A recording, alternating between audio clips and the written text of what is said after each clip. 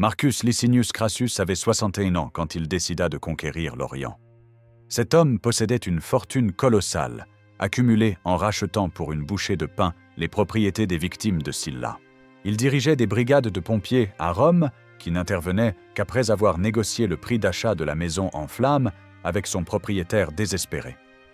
Sa richesse dépassait celle de royaumes entiers. Mais l'argent ne suffisait pas. En 60 avant notre ère, Crassus formait le premier triumvirat avec Jules César et Pompée. Ces deux hommes brillaient d'une gloire militaire qui lui faisait cruellement défaut. Pompée avait pacifié la Méditerranée et vaincu Mithridate. César conquérait la Gaule et terrassait les tribus germaniques. Crassus, lui, n'avait fait que massacrer des esclaves révoltés menés par Spartacus en 71 avant notre ère. Une victoire certes, mais qui ne suffisait pas à nourrir son ambition démesurée. En 55 avant notre ère, Crassus obtint le proconsulat de Syrie. Cette province récemment conquise lui offrait le prétexte parfait pour attaquer l'Empire parthe, ce rival mystérieux qui contrôlait les routes commerciales vers l'Inde et la Chine. Les Parthes possédaient des trésors légendaires, et Crassus en rêvait.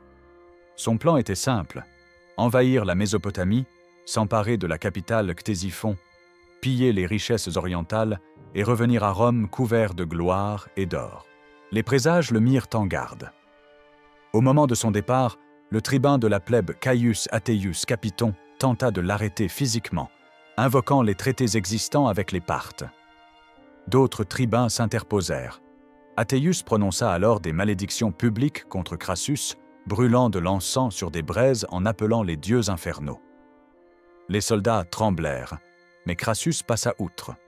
Son avidité était plus forte que sa prudence. Crassus réunit 7 légions complètes, soit environ 40 000 fantassins d'infanterie lourde. Ces légionnaires portaient le casque, la cuirasse et le grand bouclier rectangulaire qui faisait la réputation de Rome. Ils maniaient le glaive court et le pilum, javelot conçu pour se tordre à l'impact et rendre inutilisable le bouclier ennemi. À cela s'ajoutaient 4 000 cavaliers et 4 000 fantassins légers. Au total, avec les serviteurs, les palefreniers et les convois de ravitaillement, l'expédition comptait entre 50 000 et 70 000 hommes. Parmi la cavalerie se trouvaient 1000 Gaulois commandés par Publius Crassus, le fils du général. Ces cavaliers avaient combattu aux côtés de César en Gaule et s'étaient couverts de gloire. Jeune, fougueux et téméraire, Publius incarnait tout ce que son père n'était pas, un vrai soldat, courageux jusqu'à l'imprudence. Pour financer cette expédition pharaonique, Crassus pilla le temple de Jérusalem. Les trésors sacrés des Juifs remplirent ses caisses de guerre. Ce sacrilège ajoutait un nouveau crime à son entreprise déjà contestée. Mais Crassus s'en moquait. Seul comptait la conquête. En 54 avant notre ère, il franchit l'Euphrate à Zeugma avec ses légions. Sa première campagne fut un succès relatif. Il s'empara de plusieurs cités mésopotamiennes, plaça des garnisons dans les places fortes et rentra hiverner en Syrie. Ces hommes se plaignirent de cette pause, préférant poursuivre leur avancée. Crassus refusa, estimant nécessaire de consolider ses positions. Cette décision prudente contrastait avec son objectif final délirant, atteindre Ctésiphon et Séleucie sur le Tigre, au cœur de l'Empire parthe. Face à cette invasion, le roi Parthe-Rhodès II réagit avec intelligence. Il divisa son armée en 2 corps. Avec l'un, il partit ravager l'Arménie pour punir le roi Artavasdès de son alliance avec Rome et l'empêcher de fournir des renforts aux envahisseurs. L'autre corps, il le confia à un jeune général de 30 ans à peine, Suréna. Suréna n'était pas n'importe qui. Il appartenait à la famille des Surènes, l'une des plus nobles du royaume parthe. Seule la famille royale le dépassait en prestige. Les Surènes possédèrent le privilège héréditaire de couronner les rois le jour de leur sacre. Suréna gouvernait le Sakestan, vaste région à l'est de l'Empire. Plutarque, qui écrivit sa biographie plus de 170 ans après les événements, le décrivit comme un homme d'une beauté exceptionnelle, d'une richesse immense et d'une intelligence redoutable. Suréna disposait d'une armée exclusivement composée de cavalerie. 10 000 hommes selon Plutarque. 1000 cataphractaires formaient le fer de lance. Ces cavaliers lourds montaient des chevaux entièrement caparaçonnés d'écailles métalliques. Eux-mêmes portaient une armure complète, casque, cuirasse et cotte de mailles. Ils maniaient des lances pouvant atteindre 4 mètres de long. Sans étrier, Ces guerriers chargeaient en formation serrée pour percer les lignes ennemies comme un bélier vivant. Les 9000 autres cavaliers étaient des archers montés. Légers, mobiles, insaisissables, ils incarnaient la quintessence de l'art militaire parthe. Montés sur des chevaux rapides, ils pouvaient tirer leurs flèches en galopant, même en fuyant. La fameuse flèche du parthe désignait cette technique consistant à se retourner sur sa selle pour décocher un trait mortel sur les poursuivants. Leurs arcs composites, faits de bois, de cornes et de tendons, possédaient une puissance et une portée 2 fois supérieures à celles des arcs romains. Leurs flèches percèrent les armures comme du papier. Surena ajouta un élément crucial à son dispositif. Un train de 1000 chameaux chargés de carquois. Cette innovation logistique allait s'avérer décisive. Traditionnellement, les archers épuisaient leurs réserves de flèches en quelques minutes de tir intensif. Avec ce réapprovisionnement mobile, Surena pouvait maintenir un déluge de projectiles pendant des heures. Au printemps 53 avant notre ère, Crassus reprit sa campagne.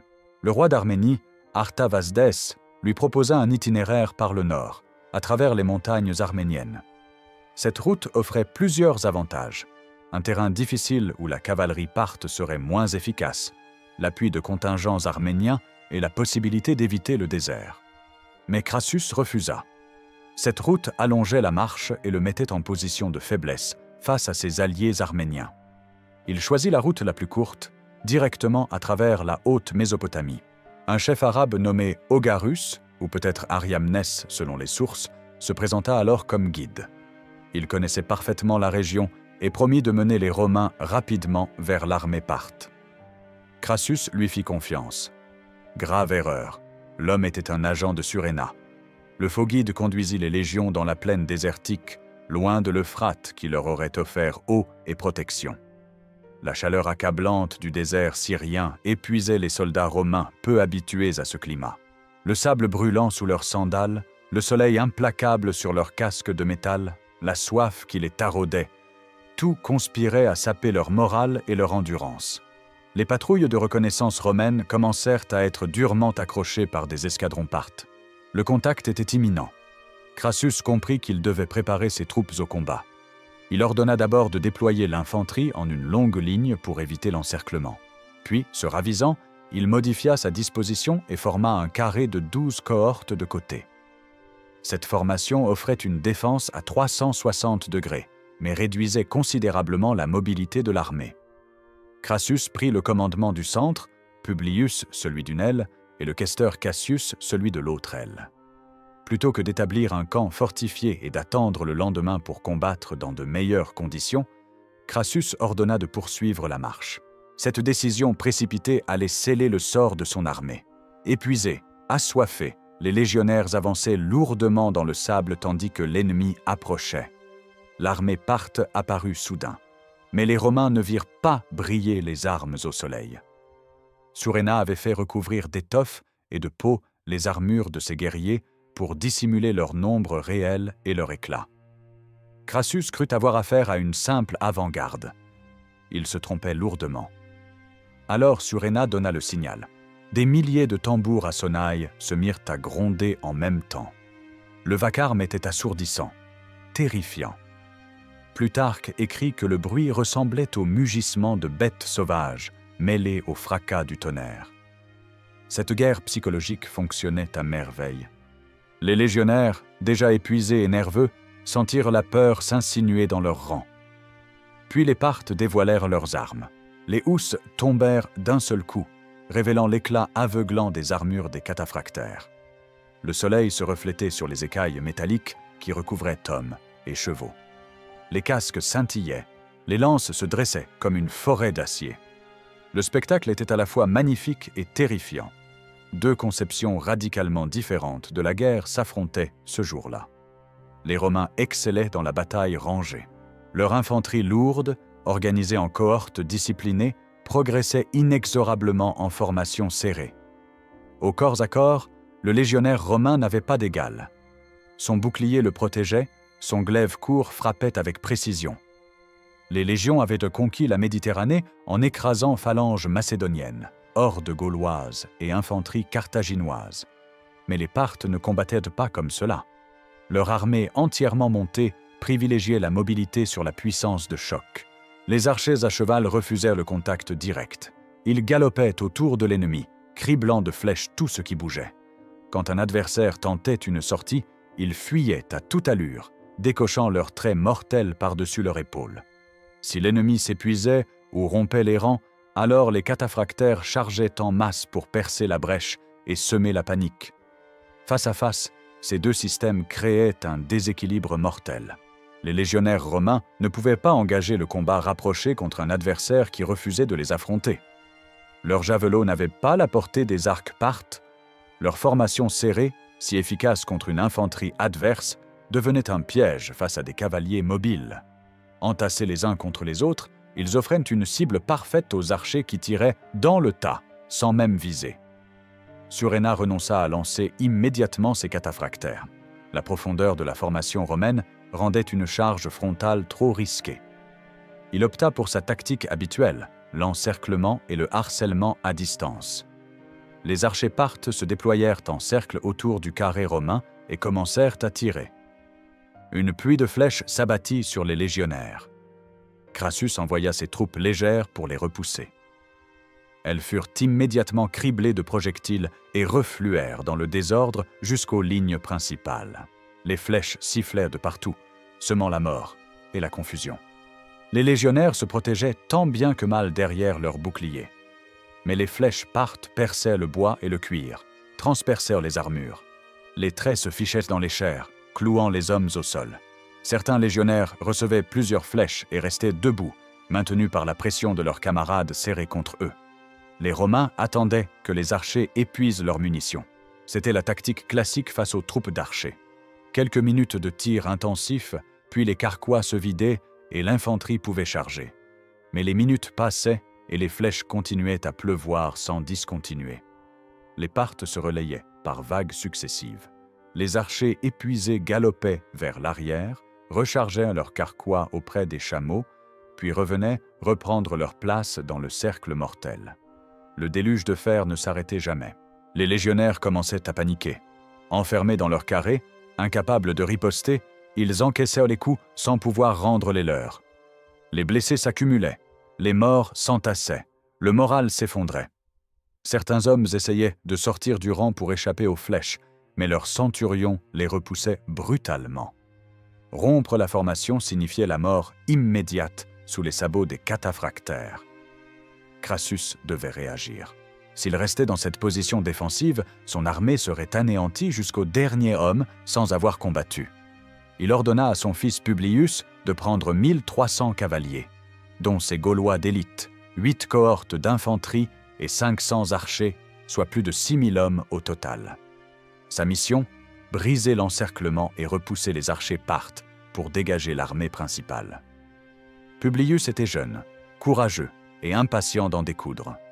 Il s'élança à la tête de ses cavaliers. Les parthes qui lui faisaient bas de face prirent immédiatement la fuite. Victoire. Publius les poursuivit, galvanisé par ce premier succès.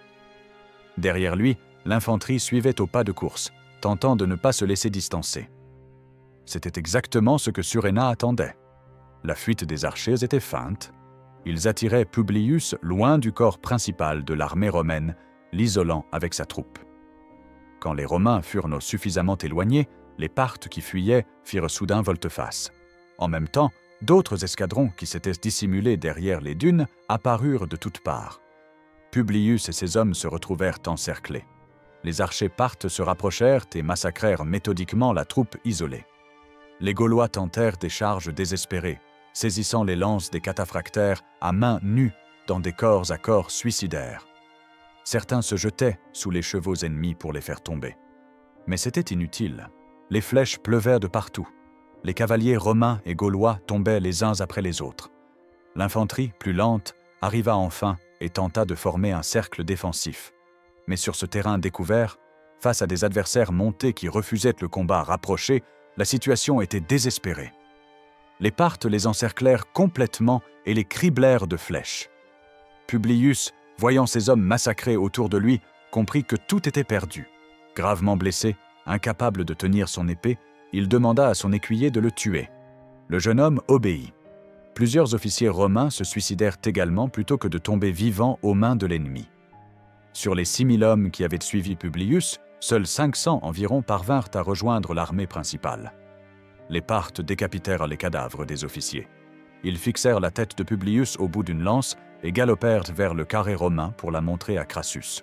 Les Parthes paradèrent devant les lignes romaines en brandissant leurs macabres trophées. Ils criaient en latin que Publius était mort, demandant avec mépris comment un lâche comme Crassus avait pu engendrer un fils si valeureux.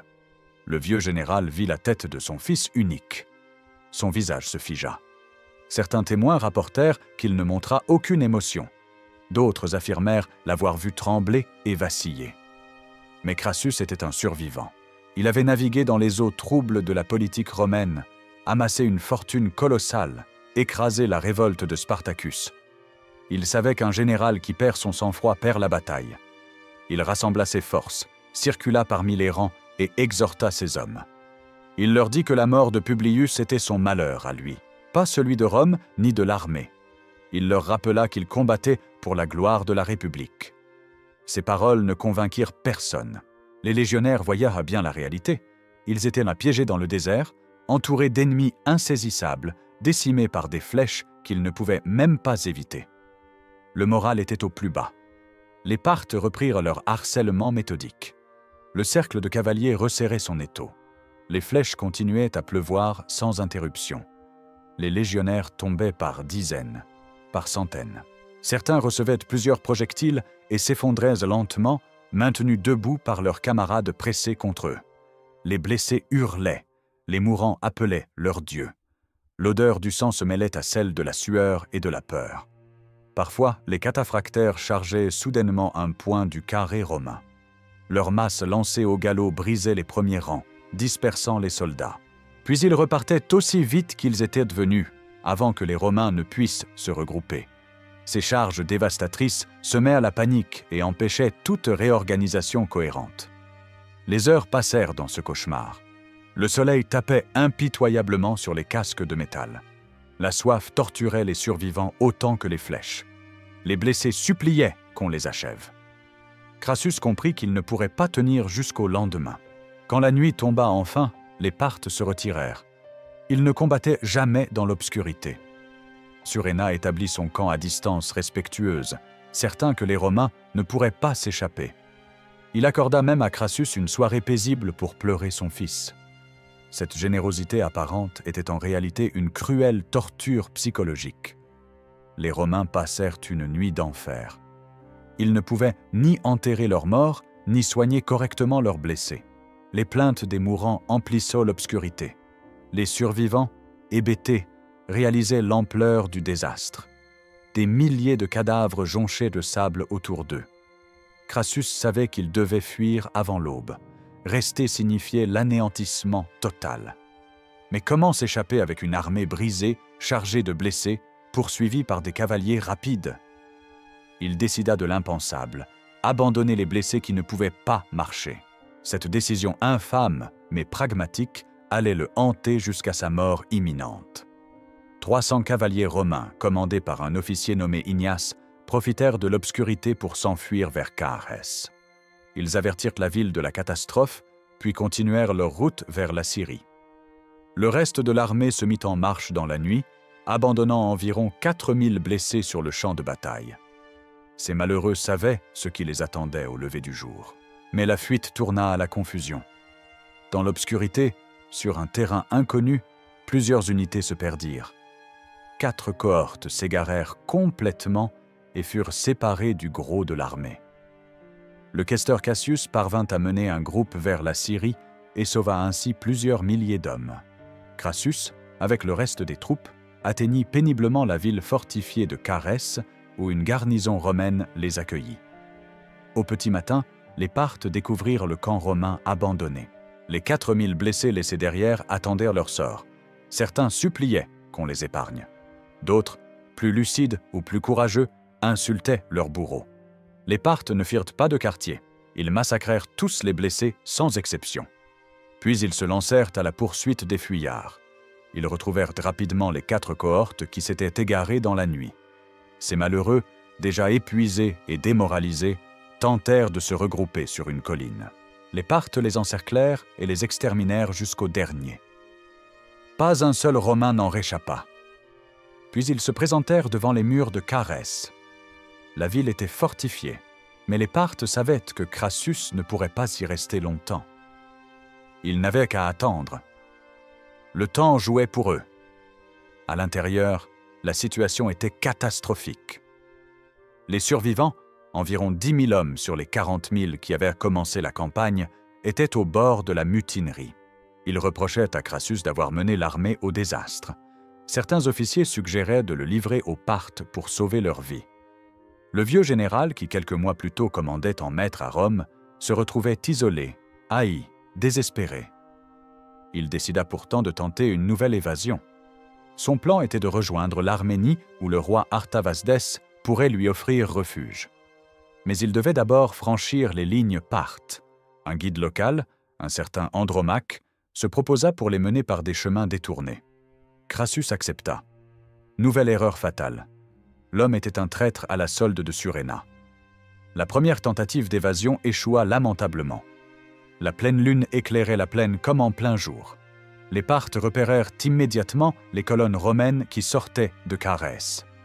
Crassus dut faire demi-tour et attendre une nuit sans lune.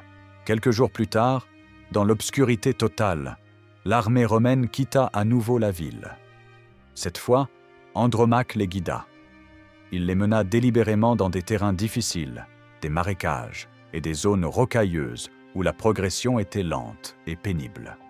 Les troupes se dispersèrent dans la confusion. Certaines unités se perdirent complètement. Crassus et un groupe de quelques milliers d'hommes atteignirent finalement une colline appelée Sinaca, où ils espéraient de pouvoir se défendre. Mais au petit matin, les Parthes les avaient déjà encerclés. Le piège se refermait. Suréna envoya un messager parlant latin. Il proposa une rencontre pour négocier les termes d'une trêve. Le général Parthe, disait-il, ne souhaitait pas que cette guerre continue. Le roi Orodès désirait la paix avec Rome. Si Crassus et ses officiers acceptaient de rencontrer Suréna, ils pourraient discuter des conditions d'un armistice et du retour des Romains en Syrie. Les officiers romains supplièrent Crassus d'accepter. Ils ne voyaient aucune autre issue. Certains suspectaient un piège, mais même un piège semblait préférable à l'anéantissement certain qui les attendait. Crassus hésita longuement. Son instinct lui criait de se méfier. Mais ces hommes étaient au bord de la révolte. S'il refusait, il le livrerait de force aux Parthes. Finalement, accompagné de quelques officiers dont Octavius, l'un de ses légats, Crassus descendit de la colline pour rencontrer Suréna. Le général Parthe l'attendait au bas de la pente, entouré de ses cataphractaires. Il offrit même à Crassus de monter sur un cheval richement harnaché pour faciliter le déplacement jusqu'au lieu de la conférence. Ce fut le signal. Des cavaliers Parthes saisirent les rênes du cheval de Crassus. D'autres dégainèrent leurs armes. Les officiers romains protestèrent violemment. Octavius tira son épée et tua un Parthe. Immédiatement, ce fut la mêlée générale. Les cataphractaires massacrèrent tous les Romains. Crassus fut tué dans la confusion. Certaines sources affirment qu'un Parthe nommé Pomaxatrès le décapita. D'autres qu'il fut piétiné par les chevaux. La mort de Crassus donna naissance à une légende. Selon certains récits, Suréna aurait fait couler de l'or fondu dans la bouche du cadavre de Crassus pour railler son avarice légendaire. Rassasie-toi maintenant de ce métal dont tu fus si avide de ton vivant, aurait-il dit. Cette histoire est probablement apocryphe, inventée après coup pour donner une dimension poétique à la fin d'un homme qui avait sacrifié l'honneur de Rome sur l'autel de sa cupidité. Plus sûrement, les Parthes décapitèrent Crassus et plusieurs de ses officiers. Ils abandonnèrent les corps sans sépulture, suprême déshonneur dans toutes les civilisations antiques. La tête et la main droite de Crassus furent envoyés au roi Orodès, qui se trouvait en Arménie. Le roi Parthe assistait justement à une représentation des Bacchantes d'Euripide, donnée pour célébrer le mariage de sa sœur avec le roi d'Arménie Artavasdès. Au moment où l'acteur principal déclamait les vers, où Agavée brandissait la tête de son fils Panthée, qu'elle avait massacré dans sa folie dionysiaque, un messager fit irruption dans la salle. Il portait la tête de Crassus. L'acteur saisit ce nouveau prop et continua la pièce en brandissant la tête du général romain à la place de celle prévue par Euripide. toute la cour éclata de rire et applaudit cette mise en scène macabre. Sur la colline de Sinaca, les derniers Romains assistèrent impuissants au massacre de leur général. Ils comprirent que tout était fini. Les Parthes lancèrent l'assaut final. Les cataphractaires chargèrent en masse, tandis que les archers criblaient de flèches les dernières poches de résistance. Certains soldats tentèrent de se rendre. Les Parthes en capturèrent environ 10 000. Ces prisonniers furent déportés loin vers l'est, dans les confins de l'Empire parthe. Ils finirent leur jour comme esclaves ou soldats dans des garnisons perdues aux frontières de l'Empire.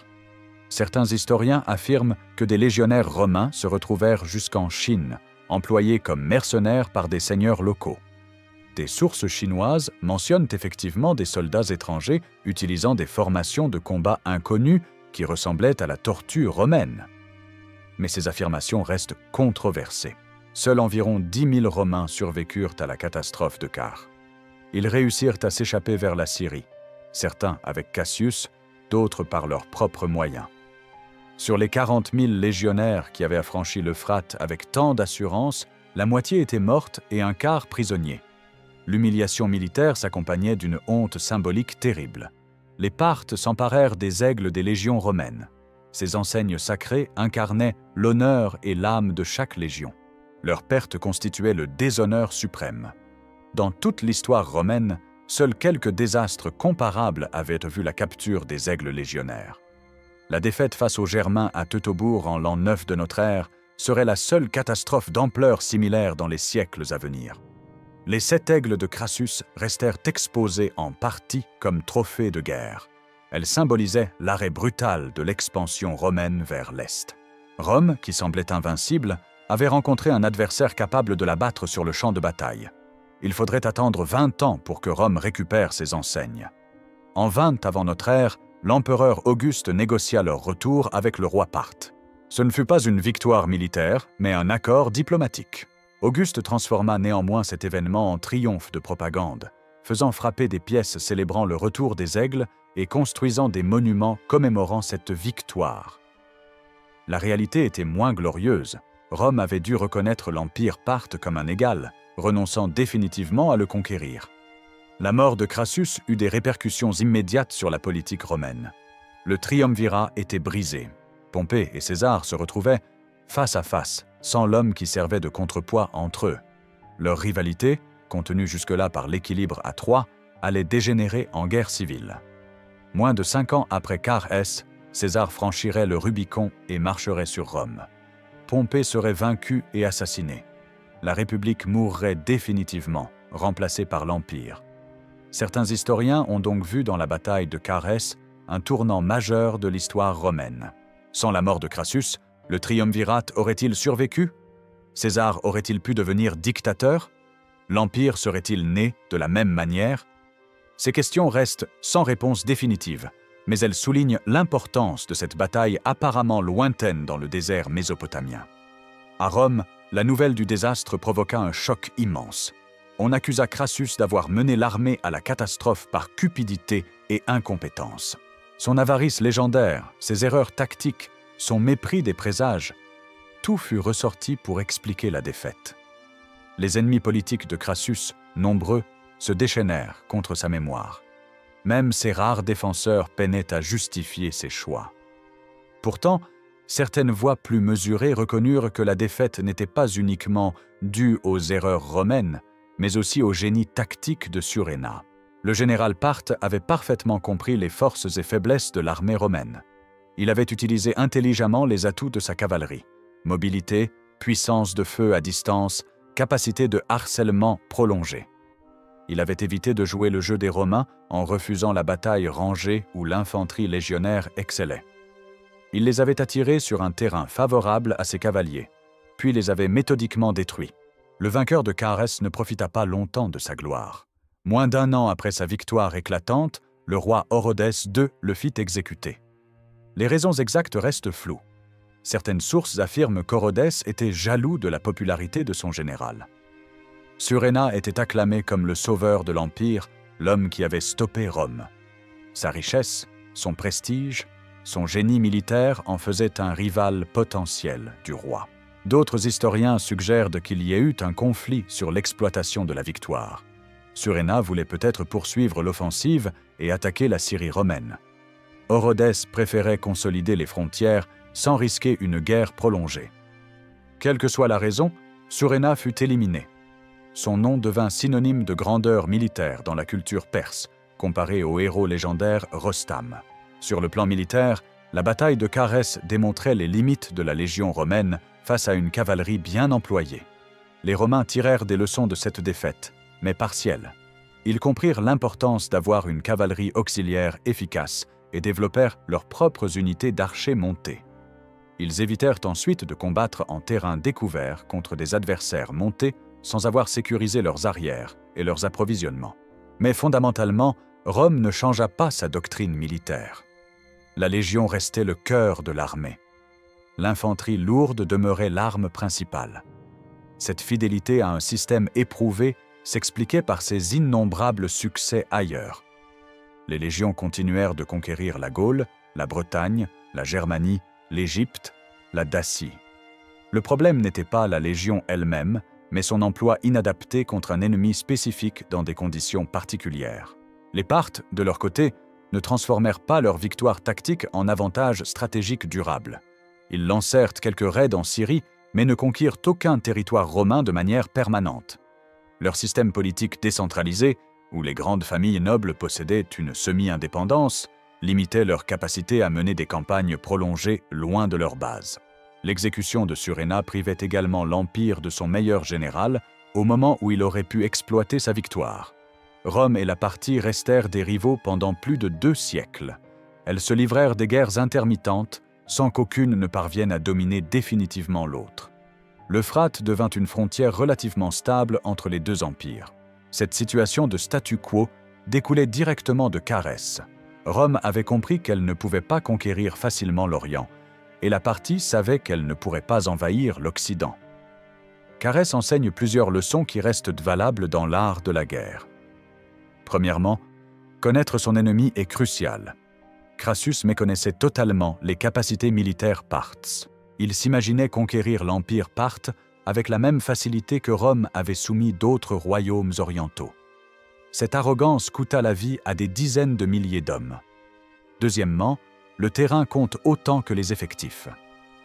En acceptant de combattre dans le désert mésopotamien, Crassus offrait aux Parthes le champ de bataille idéal pour leur cavalerie.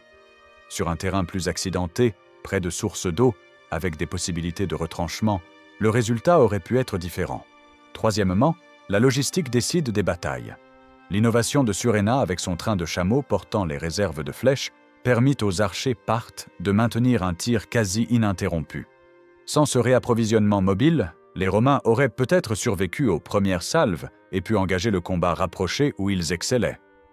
Quatrièmement, l'intelligence tactique bat souvent la supériorité numérique. Avec peut-être 10 000 cavaliers contre 40 000 légionnaires, Suréna était largement inférieur en nombre. Mais en refusant le type de combat où les Romains excellaient et en imposant le sien, il annula cet avantage numérique et transforma ses forces en atout décisif. Cinquièmement, la dimension psychologique est fondamentale. Le vacarme des tambours, le dévoilement théâtral des armures, la tête de Publius brandie devant son père, l'isolement dans le désert hostile, tout contribuait à saper le moral des légionnaires. Une armée démoralisée, même supérieure techniquement, perd ses capacités de combat. Dans la mémoire collective romaine, Carès devint synonyme de désastre et d'humiliation. Les poètes et historiens romains revinrent sans cesse sur cette bataille. Elle incarnait les dangers de l'hybris, de la cupidité et de l'incompétence militaire. Crassus servait d'exemple négatif, l'anti-modèle du général romain. Pourtant, avec le temps, certains auteurs romains reconnurent la qualité de l'adversaire. Plutarque, dans sa biographie de Crassus, décrivait Suréna avec respect et même admiration. Dion Cassius analysait les tactiques parthes avec objectivité. Ces historiens comprenaient que la défaite n'était pas seulement due aux erreurs romaines, mais aussi au mérite de l'ennemi. Dans la culture partho et perse, Carès devint un moment de fierté nationale. La victoire sur Rome, la plus grande puissance militaire de l'époque, prouvait que les Parthes pouvaient rivaliser avec l'Occident. Suréna entra dans le panthéon des héros nationaux, comparé aux grandes figures mythologiques de la tradition perse. Les historiens modernes continuent de débattre sur Kharès. Certains minimisent son importance stratégique, soulignant que la bataille n'eut pas de conséquences territoriales majeures. D'autres la voient comme un tournant décisif qui stoppa l'expansion romaine vers l'Est et permit à la civilisation perse de survivre et prospérer pendant des siècles. Près de 2100 ans après les événements, la bataille de Kharès fascine toujours. Elle incarne la rencontre entre deux civilisations, deux conceptions de la guerre, deux empires à leur apogée. Elle rappelle que la supériorité militaire n'est jamais absolue, qu'un adversaire bien préparé et intelligent peut vaincre une force apparemment invincible. Kharès enseigne aussi l'importance de l'adaptation. Les Romains échouèrent parce qu'ils appliquèrent rigidement leurs méthodes éprouvées dans un contexte où elles ne fonctionnaient pas. Les Parthes triomphèrent parce qu'ils exploitèrent intelligemment leurs avantages spécifiques. Cette leçon traverse les siècles. Ce n'est pas la force brute qui gagne les guerres, mais la capacité à utiliser ses ressources de la manière la plus efficace possible selon les circonstances. Le sacrifice de dizaines de milliers de légionnaires dans le désert mésopotamien ne fut pas totalement vain. Rome apprit de ses erreurs, même si cela prit du temps. Les généraux romains qui affrontèrent plus tard les Parthes firent preuve de plus de prudence et d'intelligence tactique. Ils évitèrent les pièges qui avaient coûté si cher à Crassus. Mais surtout, Kharès nous rappelle que l'histoire militaire n'est pas une progression linéaire vers un modèle unique supérieur. Différentes cultures développent différentes manières de faire la guerre, chacune adaptée à leurs ressources, leur géographie, leurs traditions. La cavalerie parthe n'était ni supérieure ni inférieure à la légion romaine dans l'absolu. Elle était simplement différente. Et dans les circonstances spécifiques de cette journée de juin 53 avant notre ère, cette différence fit toute la différence. Le sable du désert près de Kharès a bu le sang de milliers d'hommes ce jour-là. Les vents ont depuis longtemps effacé les traces du carnage. Mais l'écho de cette bataille résonne encore, témoignage de la folie des ambitions démesurées et de l'intelligence tactique capable de renverser l'apparemment invincible. Dans les plaines de Mésopotamie, Rome apprit qu'elle n'était pas invulnérable. Cette leçon douloureuse, payée au prix fort, façonna l'histoire de l'Empire pour les siècles à venir.